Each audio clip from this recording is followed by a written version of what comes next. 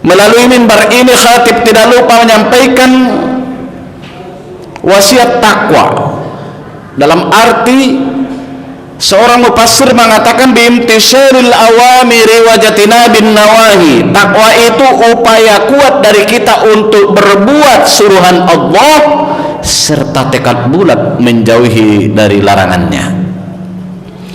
Dalam definisi lain, at-taqwa wa al-khawfu minal jalil, ada rasa takut dengan Allah, wal qana'atu bil qalil, dan juga sikap qanaah, merasa terpada, merasa memadai dengan pemberian Allah. Jadi takwa itu ada rasa takut kepada Allah, takut tidak melakukan taat, takut tidak melakukan perintah, dan takut kalau tergelincir berbuat larangannya. Hadirin jamaah Jumat rahimakumullah, tema kita adalah para pelaku maksiat. Ending dari tema ini tentunya yang kita harapkan jangan sampai kita terjerumus ke dalam maksiat. Kenali dulu maksiat itu supaya kita lebih waspada, lebih berhati-hati, dan lebih mampu untuk menghindar dari kemaksiatan. Maksiat, kalau kita lihat dari para pelaku maksiat ini, ada beberapa kategori.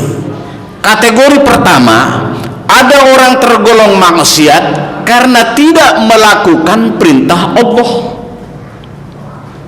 Ada orang dikategorikan maksiat karena dia terbiasa melakukan dosa-dosa kecil dan sedang.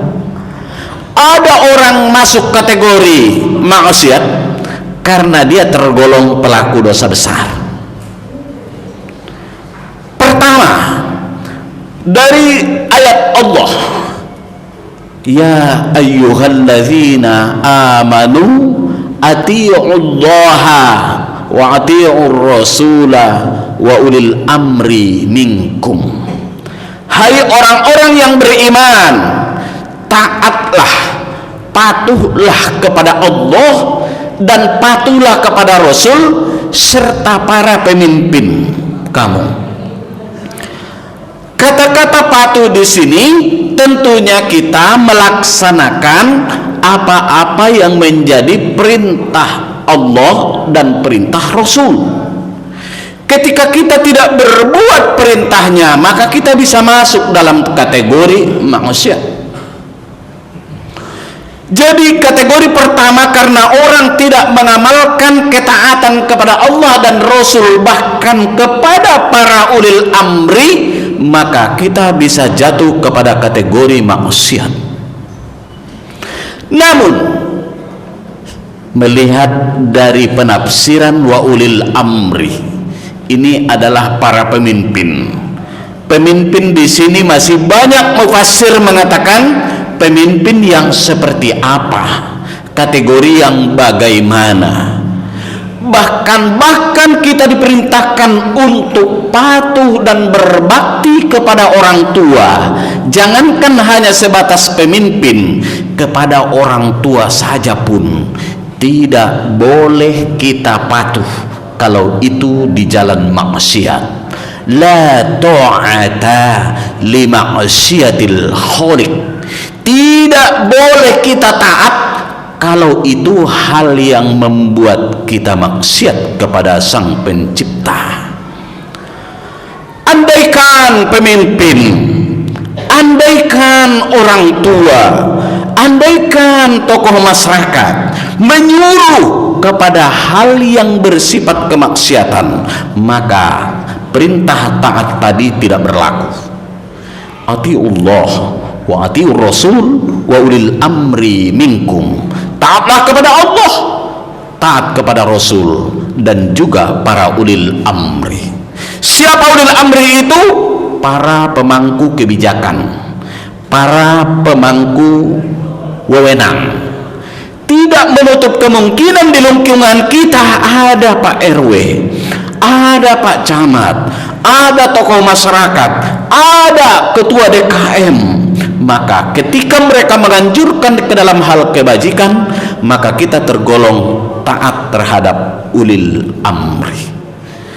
Sebaliknya, kalau kita tidak patuh kepada perintah Allah, perintah Rasul, perintah ulil amri, maka kita masuk kategori maksiat.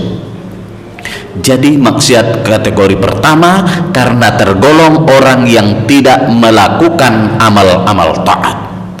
Yang kedua, siapa kategori maksiat itu? Adalah orang yang senantiasa atau sering berbuat dosa-dosa kecil dan dosa sedang, dan sampai melakukan dosa itu sampai menganggap kalau itu adalah hal biasa, maka ini pun masuk kategori maksiat. Contoh kecil, misalnya, mohon maaf, bagi wanita yang telah terbiasa terbuka auratnya kemana-mana, lalu dia merasa itu adalah hal biasa, itu pun bisa jatuh ke dalam hal maksiat.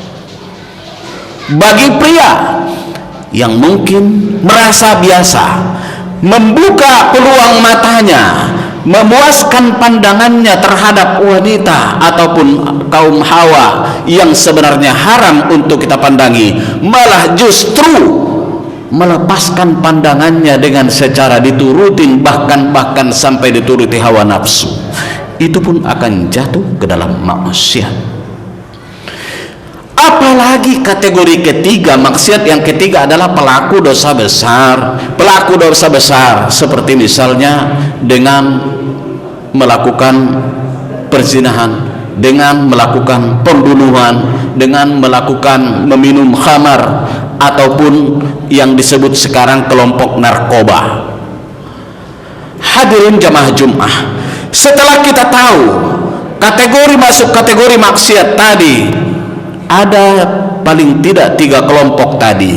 Setidaknya jangan menganggap remeh dengan suatu kesalahan, dengan suatu dosa, sekalipun itu memang dianggap lumrah, tapi jangan sekali-kali kita merasa bahwa itu sudah biasa. Menganggap biasa terhadap suatu perlakuan yang salah, maka itu membuat kita jatuh ke dalam hal maksiat.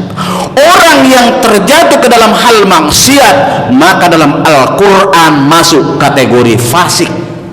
Jadi fasik itu tidak mesti pelaku dosa besar, pelaku dosa sedang atau kecil saja pun kalau sudah kontinuitas, maka itu bisa meningkat menjadi orang fasik.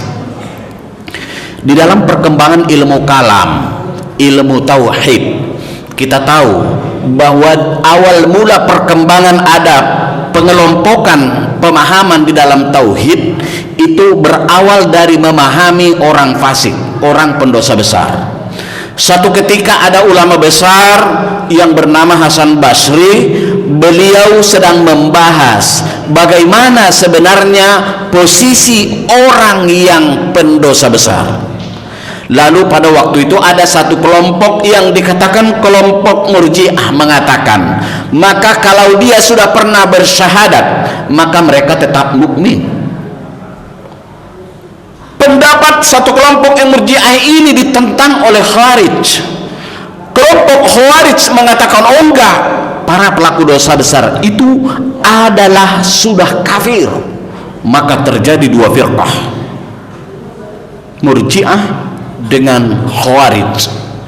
Setelah itu maka muncul satu kelompok lagi, yaitu seorang Wasil bin Atha. Lalu dia mengacungkan tangan, saya tidak sependapat. Kenapa? Kenapa pelaku dosa besar yang satu mengatakan masih mukmin, yang satu mengatakan murni kafir? Lalu muncullah kelompok yang ketiga, Al-Mu'tazilah. Mu'tazilah ini adalah al-manzilu bainal manzilatain, yang mengatakan seorang pendosa besar itu akan menempati 2 posisi, satu posisi di surga, satu posisi di neraka, satu posisi mukmin, satu posisi di kafir. Nah, Al-Asy'ari mengambil sikap jalan tengah. yaitu seorang pelaku dosa besar, maka dia dihukum dulu sesuai dengan kadar dosanya. Setelah itu dia menjalani hukuman dosanya, baru dia berhak untuk menikmati surga. Perbedaan yang mendasar dalam hal ilmu tauhid, ilmu kalam ini, itulah yang berkembang hingga sekarang. Betapa ancaman itu. Ada beberapa kelompok yang mengatakan pendosa besar itu adalah bahkan sampai ke tingkat kafir. Dan di kalangan Asy'ari pun, orang fasik itu fit darkil asfali minan nar. Nanti dia tergolong orang-orang munafik. Orang fasik itu tergolong munafik. Innal munafiqina fid darkil asfali minan nar. Sesungguhnya kelompok munafik itu adalah di kerak-kerak paling bawah api neraka. Kenapa dikatakan bahwa orang fasik itu tergolong munafik? Al munafiquna wal munafiqati ba'duhum min ba'di ya'muruna bil munkar wa yanhauna 'anil ma'ruf. At-Taubah ayat 67. Orang munafik pria dan orang munafik wanita, di antara sebagian mereka kepada sebagian yang lain, ya'muruna bil munkar, mereka senang untuk memotivasi orang, memprovokasi orang berbuat kemungkaran, memberi peluang untuk berbuat kemungkaran. Wa yanhauna 'anil ma'ruf, dan mereka malah mengganjal, menghalangi, mencegah dalam hal perbuatan yang baik. Kalau ada orang yang menghalang-halangi kebajikan atau bahkan justru mendukung kesalahan, maka inilah sifat orang-orang munafik yang tergolong masuk dalam kelompok fasik. Bagaimana sanksi Allah terhadap orang fasik itu? Al-Hasyr ayat 19 Allah menjelaskan, wala takunu kalladzina nasuddah, janganlah kalian tergolong orang yang suka melupakan Allah. Fa'ansahum anfusahum, maka ketika kamu melupakan Allah, bukan hanya Allah melupakan kamu, tapi fa'ansahum anfusahum, mereka yang suka melupakan Allah, bahkan mereka pun bisa lupa terhadap dirinya sendiri. Ulaika humul fasiqun, mereka inilah yang masuk dalam kategori orang-orang fasik. Jadi kalau begitu, setelah kita tahu kelompok fasik, kelompok pendosa besar, ancaman Allah betapa beratnya, pelaku dosa yang tidak melakukan taubat, pelaku dosa yang tidak mau keluar dari kebiasaan buruknya, maka itu masuk dalam kategori fasik. Orang yang fasik itu masuk dalam kategori munafik. Orang munafik itu bidarkil asfali minan nar, berada pada kerak-kerak paling dasar dari api neraka. Mudah-mudahan kita tergolong orang pertama telah mengenali siapa sebenarnya pelaku maksiat itu. Yang kedua, setelah kita tahu, semoga kita tergolong orang yang pandai menghindar dari kemaksiatan itu. Yang ketiga, setelah kita tahu ancaman, betapa beratnya ancaman Allah terhadap orang pelaku maksiat tadi, semoga kita tergolong orang yang beriman dan bertakwa, mampu keluar dari kategori pelaku maksiat ataupun orang-orang fasik. Sebagaimana kita tahu, bukankah di ayat lain Allah sampai memberikan kita motivasi, memberikan kita sebuah himmah, memberikan kita sebuah reward. Walau anna ahlal qura amanu wattaqau lafatahna alaihim barakatim minas samawati wal ard walakin kadzabu fa'akhaznahum bima kanu yaksibun. Andaikan penduduk suatu negeri itu beriman dan bertakwa, artinya tidak melakukan kemungkaran, tidak melakukan maksiat, la fatahna alaihim barakatin minas samawati, maka Allah akan bukakan lebar-lebar pintu keberkahan dari langit dan dari bumi.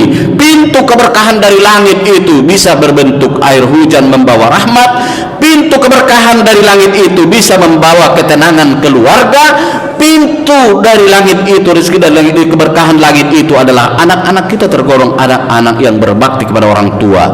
Itulah yang disebut model-model keberkahan dari langit.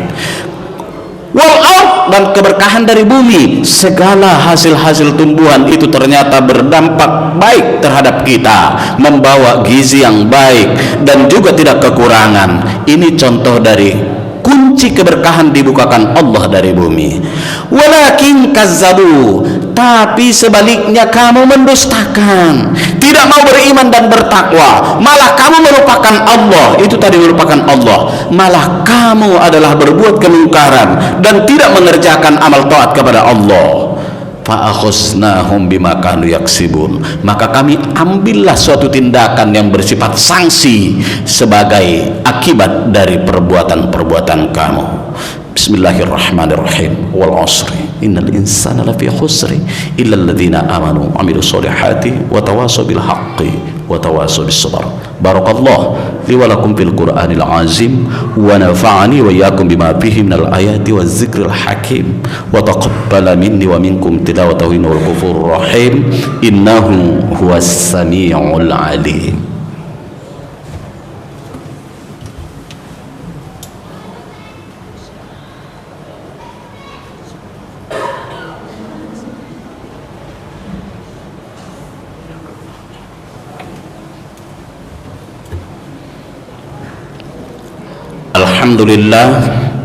Alhamdulillah hamdan katsiran kama amar. Asyhadu an la ilaha illallah wa la syarikalah iqraran bi rububiyyati wa irghaman liman jahada bihi wa kafar. Wa asyhadu anna Muhammadan abduhu wa rasuluhu sayyidil khalaiq wal bashar. Allahumma shalli wa sallim ala Muhammadin wa ala alihi wa sahbihi wa sallam ajma'in. Wa qala ta'ala falam yazal qailan alima. Fa ya ayyuhan nas usikum wa ya bitaqwallah faqad fazal muttaqun. Innallaha wa malaikatahu yusalluna 'alan nabi ya ayyuhalladzina amanu sallu 'alaihi wa sallimu taslima. Allahumma salli wa sallim ala Muhammadin wa ala alihi wa ashabihi wa qarabatihi wa atba'ihi wa tabi'ina wa tabi'it tabi'in wa man sabi'ahum bi ihsanin ila yaumiddin wa ja'alana ma'ahum bi rahmatika ya arhamar rahimin. Allahumma ghafir lil mu'minina wal mu'minat wal muslimina wal muslimat al ahya'i minhum wal amwat innaka ya Allah sami'un qaribun mujibud da'wat ya qadiyal hajat wa ya kafiyal muhimmat bi rahmatika ya arhamar rahimin. Allahumma ghafir lana dhunubana wa liwalidina warhamhum kama rabbawna shighara. Allahumma a'izzal islam wal muslimin. Allahumma a'izzal islam wal muslimin. Allahumma a'izzal islam wal muslimin. Allahumma barik lana fi rajaba wa sya'bana wa ballighna ramadan ya muhawwil al-hawl hawil halana ila ahsanil hal wa ya muqallibal qulub shabbit qulubana ala dinik wa ta'atika bidinil islam. Rabbana atina fid dunya hasanah wa fil akhirati hasanah wa qina adzabannar. Alhamdulillahi rabbil alamin. Ibadallah, innallaha ya'muru bil 'adli wal ihsan wa ita'i dzil qurba wa yanha 'anil fahsya'i wal munkari wal baghi ya'izukum la'allakum tadhakkarun. Fadhkurullaha al-'azima yadhkurkum washkuruhu 'ala ni'amihi yazidkum was'aluhu min fadlihi yu'tikum wa la dzikrullahi akbar. Aqimus shalah.